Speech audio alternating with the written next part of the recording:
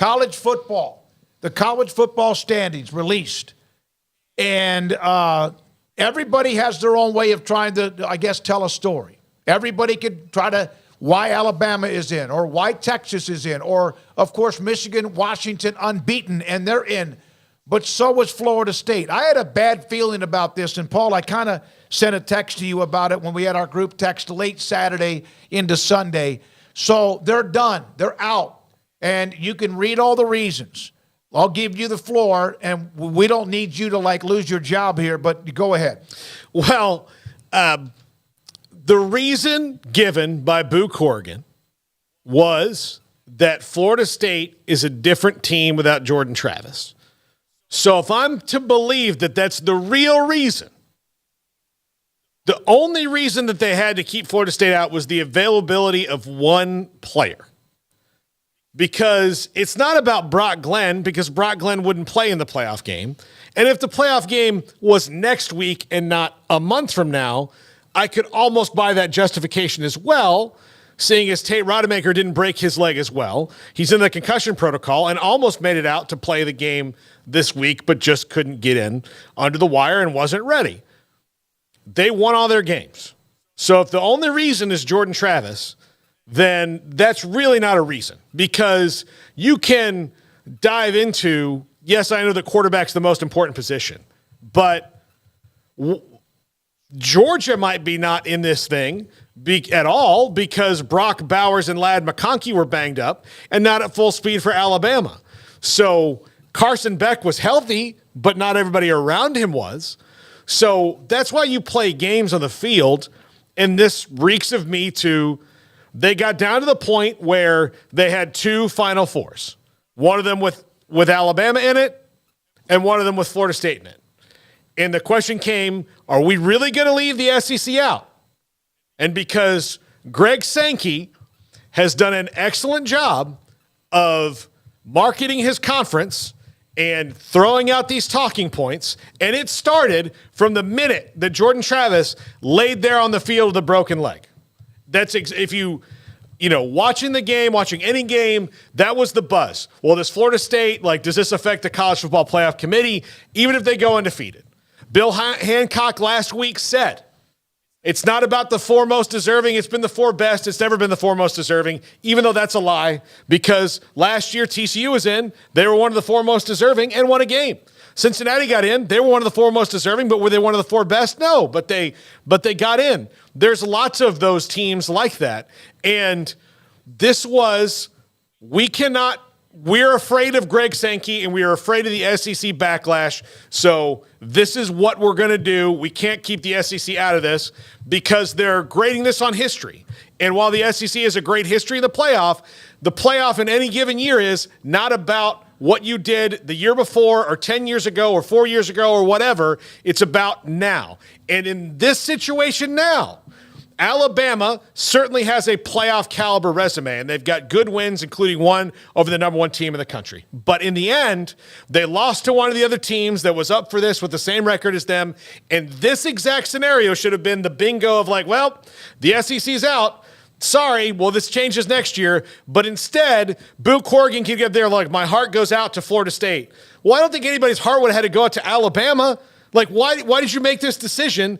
Because if it's about what's on the field and if games matter and if the regular season is the most important, and that's why they didn't expand the playoff forever, you just spit on that too. All right, Paul, Craig, your thoughts about it. And I want to get to the Ohio State example that too many people are using about what they did with Cardell Jones in the Big Ten championship game. We'll get to that in a minute.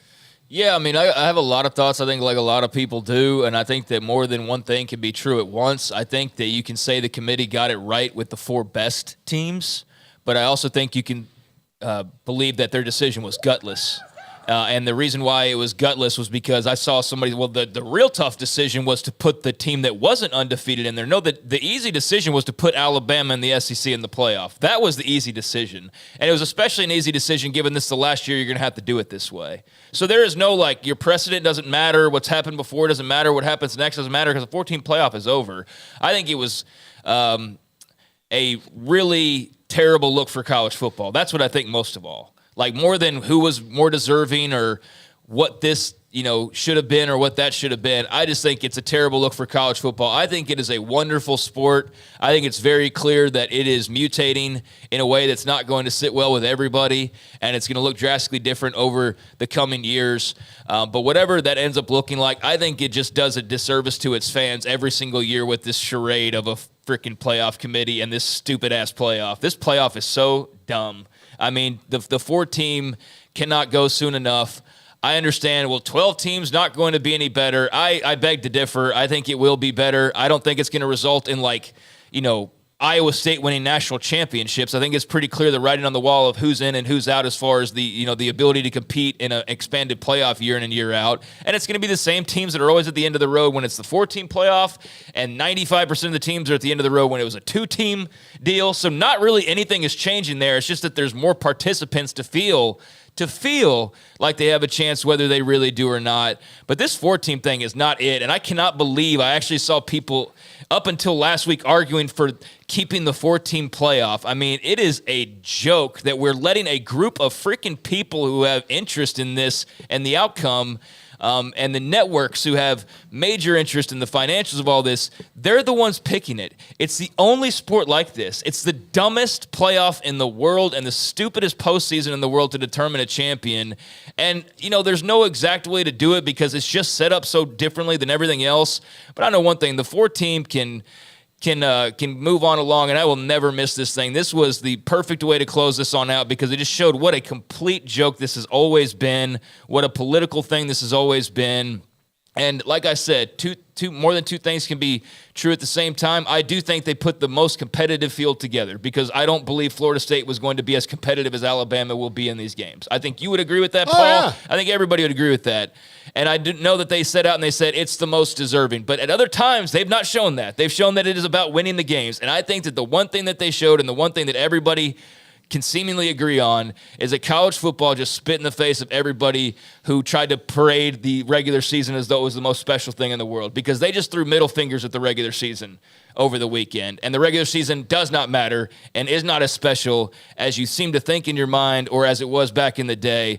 That was proven with their decision on Saturday night. I'm not going to go crazy over it. If I was a Florida State fan, I might, but I think even Florida State fans are rational and they understand in the end there is that out clause of, it's the 4 best. But there shouldn't be a clause that just fits your narrative depending on the year. All right. That's where I think this is all total bullcrap, and that's why I think this thing is just a charade and is the absolute worst way to crown a champion in all of sports, professional or otherwise. All right, speaking of hypocritical, narrative, double talk, whatever, in 2014 when you had Ohio State get in, hammered Wisconsin 59-0 with a third-string quarterback, and they ended up winning the national title.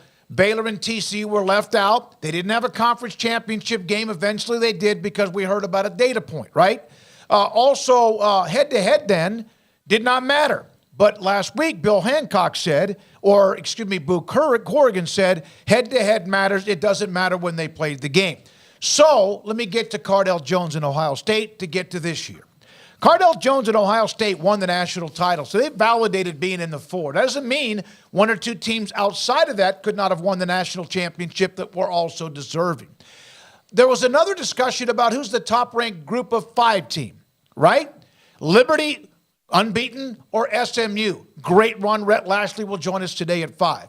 Here's a note on what was said about why Liberty got in as the number 1 group of 5 school, because as they mentioned in the quote, Liberty just continued to win. So they made the decision on the group of 5 number 1 seed in the New Year's Six Bowl, but Florida State just continued to win, did not matter. One more note about Ohio State.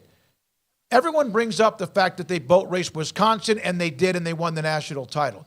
Nobody ever brought up the fact that Virginia Tech kicked their ass in Columbus, 35-21, and Virginia Tech that year ended up 7-6. But that was not something that was mentioned during the run. Also, it's a bit of a different time to where you consider, and this argument can work either way, but there's no way Cardell Jones would be at Ohio State in today's college football. He would have transferred out. He wasn't going to sit as the third string quarterback. Like, he wouldn't even been there to start the year. He was the third string quarterback going in. He wouldn't have been there. But which even makes what Florida State did even that more impressive, figuring out how to do this in the transfer portal era for 2 games with backup quarterbacks. It also dismisses the fact that there's more than one way to win football games. And while I agree, Craig, Florida State was going to be swimming upstream, up a mountain, like over, rocks and whatever to try to beat Michigan because they would have been the 4th seed to try to beat a Michigan team with their backup quarterback. But that doesn't mean that the coaches and the players couldn't figure out a way to do it because they just did twice. I agree. And beat Louisville, who was like ranked 10th in the country when they played 3 weeks ago, they were 9th. Yeah. A lot of you have super chats. We're going to get to those. One on the transfer portal, a couple of them on the committee. We will, I promise, and thank you so much for the $5 or whenever total super chats. It sucks. It sucks if you're a Florida State fan. If you're Alabama, you have your, well, wait a minute, this is what we did. And that was a fantastic win for Nick Saban and the Crimson Tide. Texas took care of their business. The one loss was in the Cotton Bowl to Oklahoma in the last second. They took care of their business along the way and looked really, really good doing it. Washington took care of their business, having to beat Oregon not once but twice. And Michigan, of course, rolled out an unbeaten season along the way and beat Iowa 26-0. I hate it. I hate it for Florida State. You would hate it for your team if you were undefeated and didn't get in, even if you're one of those that did get in based on the final committee members. And I don't want to hear Kirk Herbstreit or anybody else or somebody in the committee going, man, we really felt bad about Florida State. No, you didn't. Don't act like you care now because you didn't care when you made the decision of who plays in the semifinals. Yeah, I mean, Herbstreit, I think he's made it pretty clear here with all the years that he's put in that he just wants to see the best games, so he's all for this. I saw a tweet from Stephen A., why is he suddenly such a voice on college football? I don't understand. I never see a good take from him, and he's trying to use TCU getting blown out last year as an example for somehow why, Florida State got screwed. You mean the TCU that beat Michigan in the semis, Stephen A.? It's just at least get people who know what they're talking about on there. But I get he draws ratings, but, that's just the dumbest example. They got to the national title game. They won a semifinal. How are we still using that as a reasoning for this scenario? It's not even the same thing. But regardless, yeah, there's been a lot of different people, those folks, various others that have talked about this in a million different ways, but I'll just go back to what I said. It's not even for me about who got in and who got out. To me, the thing that I was just left with this weekend was once again how stupid of a way this is to determine a champion and what a travesty it is for this great sport to be at the end of the road. And rather than people getting excited, and I know there are people that are excited about the playoff or, being consumed with all the other various things that are going on right now, it's a whole debate about who got screwed and why this didn't happen. And I just think that sucks. I think that sucks for the teams involved, except for the very few that always get the benefit of the doubt. And it's the ones that get the favored outcome and pretty much everything that's going on right now. And it's going to be the teams that go off and separate on their own here relatively soon. It's probably expedited after this past weekend, as we'll get into as well. But yeah, that's the thing to me is just what a dumb way to determine a champion. That's the deal for me. And Florida State, unfortunately, just happens to be the latest example of just how dumb this whole scenario is, that you can go unbeaten in a Power 5 and not get a chance at the title whatsoever. What system is this? What kind of silly championship system is this? And I get, it's the ACC's fault for not expanding. Give me a freaking break, man. This is a dumb way. The 12 team can't get here soon enough, and I don't think that's going to be perfect either. But this 4 team is not it, and I can't believe, even last week I was seeing arguments for why the 4 team was the way to stay. This sucks. 4 team sucks, and I don't care if we see blowouts in the future. At least those teams are getting an opportunity to play for it, and if they get blown out, they get blown out. But guess what? In most people's minds, TCU wouldn't have had a chance to play Michigan last year, and look what happened, right? And there's various other examples that you can come up with. Yeah, the thing about TCU, people would bring up the Georgia game, who would have beaten hell out of most everybody else they played, although they did have to get lucky against Ohio State the game before. You play the game and see what happens. And hopefully that now will be the case even more so when they go to 12 teams starting next year.